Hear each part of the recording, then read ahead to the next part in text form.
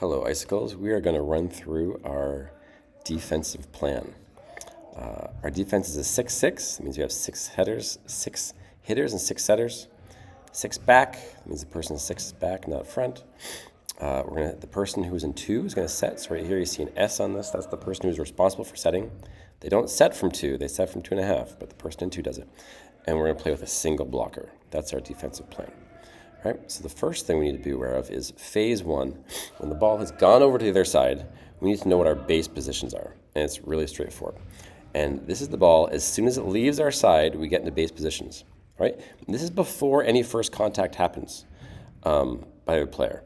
Okay? Before anything touches, and then we do not stay in here, but this is where we start.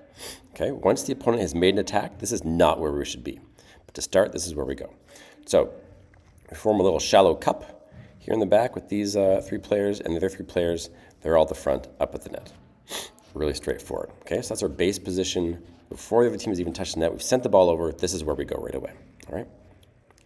Now, from that, we move to what's called the read position.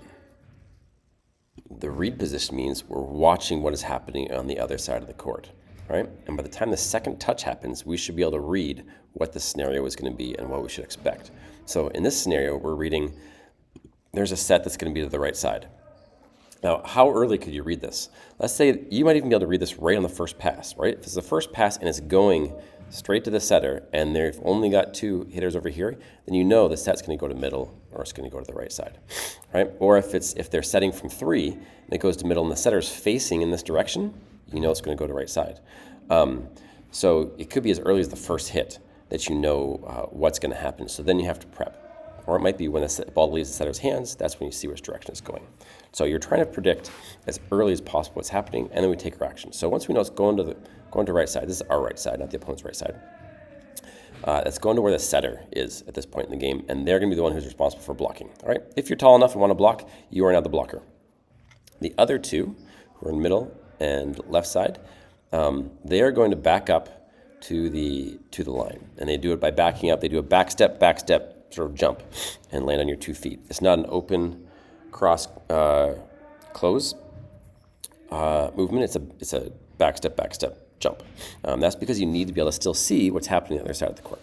All right. So this guy's going to move up here, and their jobs are to basically assume that there's a tip coming and deal with the tip.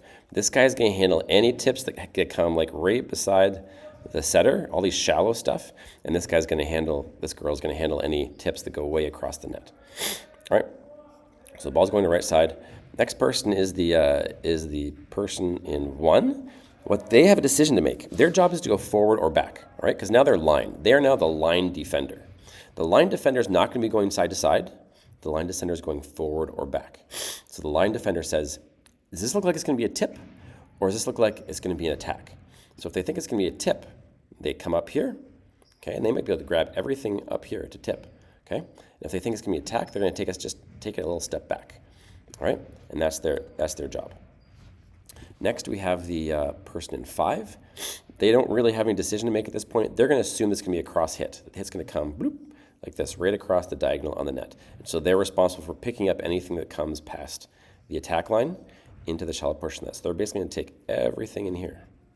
All right, but they're going to move their body to here, just a little bit shallower, so that they're ready to pick more stuff up that comes into the middle of the court.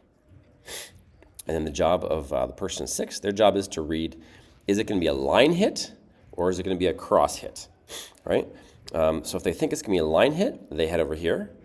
If they think it's going to be a cross hit, then they go over here. Right? And they end up in their final positions. So I'll just... All right, so the final positions are here.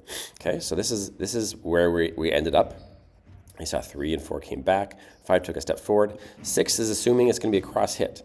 Why are they assuming it's going to be a cross hit? Well, because they saw a good set arrive here. So it's a good set. Chances are it's going to be a hit, not a tip. And the attacker is coming in diagonally. If they're coming in diagonally, they're probably going to hit it cross court most of the time. All right, so they would read cross court. And you can see if they're coming diagonally before they hit the ball. Do not wait for them to hit the ball. Okay, the attacker has not hit the ball yet, and we are all in position. We've decided where the ball is going to go. We've decided it's going to be a hit here on 1. That's why they're deeper. 6 has gone left because they've decided it's going to be cross. 5 takes a step forward. 3 and 4 are not blocking, so they're going to come up. They're responsible for the tips.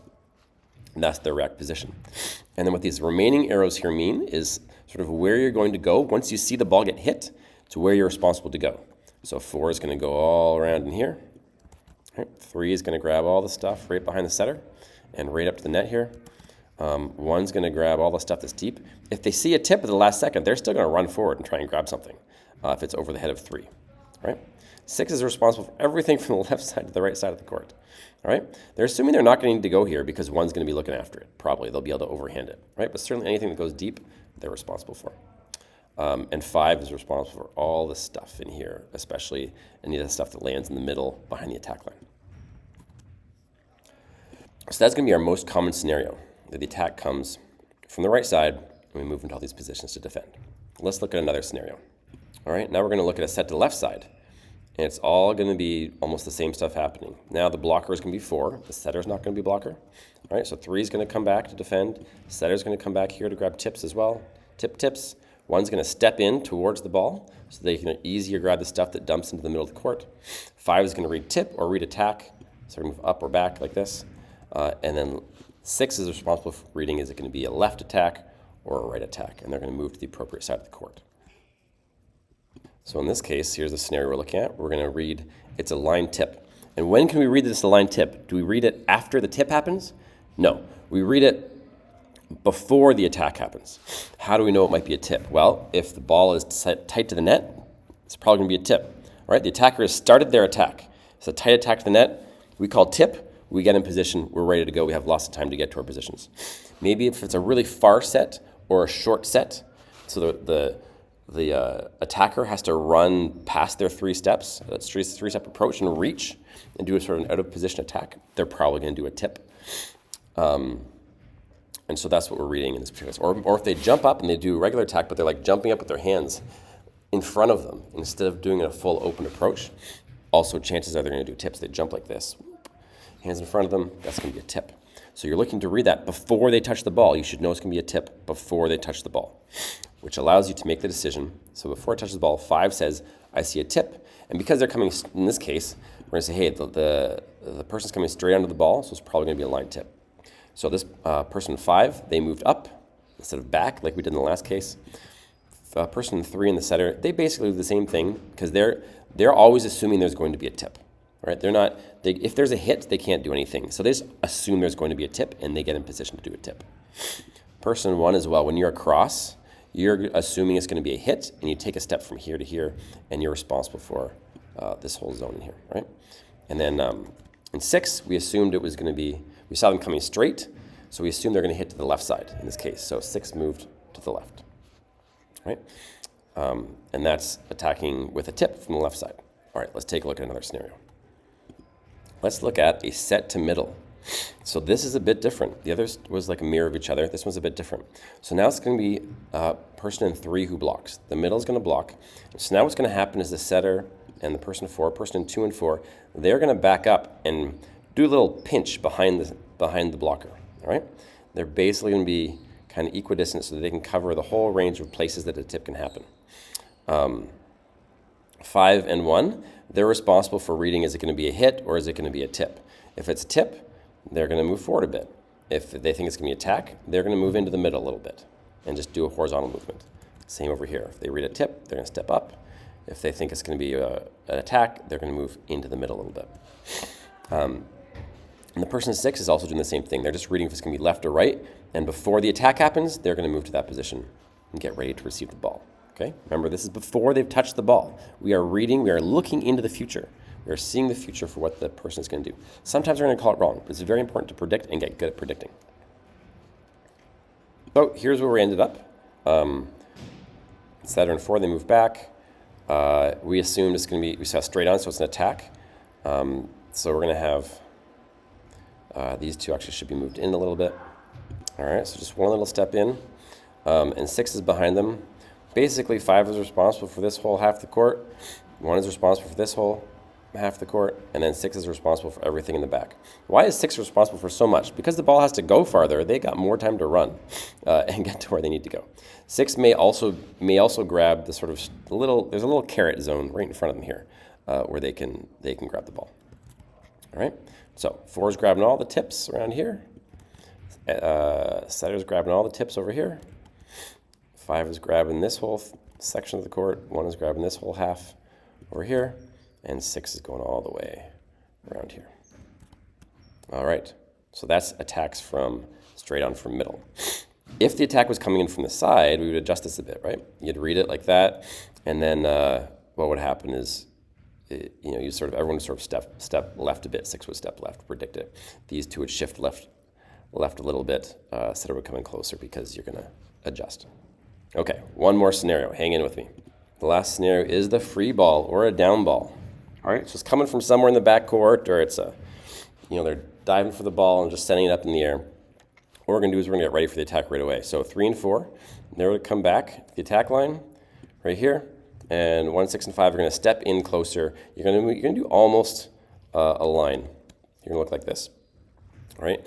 And when we're doing a free ball, our mindset is a little bit different, all right? So 3 and 4 are responsible for this whole section.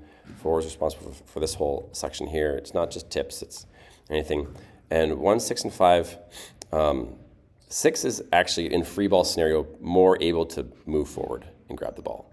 We almost move into like a lanes mindset at this point when it's a free ball. So 6 is allowed to do more forward and back when it's a free ball. The left and right is really meant for more when there's attacks coming in. In free balls, the 6 has the freedom to handle some of the middle of the court. You don't have to stay in the back all the time. And that's the main difference for a free ball. Right? So then we're handling a lane here, but kind of pinching in close. 1 is handling the lane here. 6 is handling, usually the back, but they can run a little bit further into the front, and they're going to step in further to the front to be able to handle those things.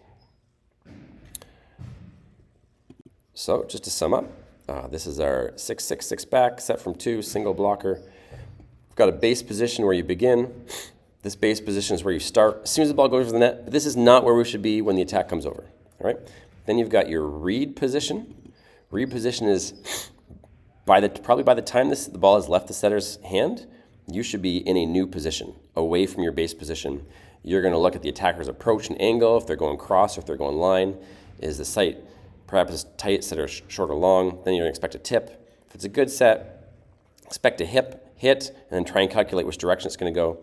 If it's a poor set, expect a free ball or a down ball or a roll shot. If it's out of system, you expect a free ball. So that's the read position.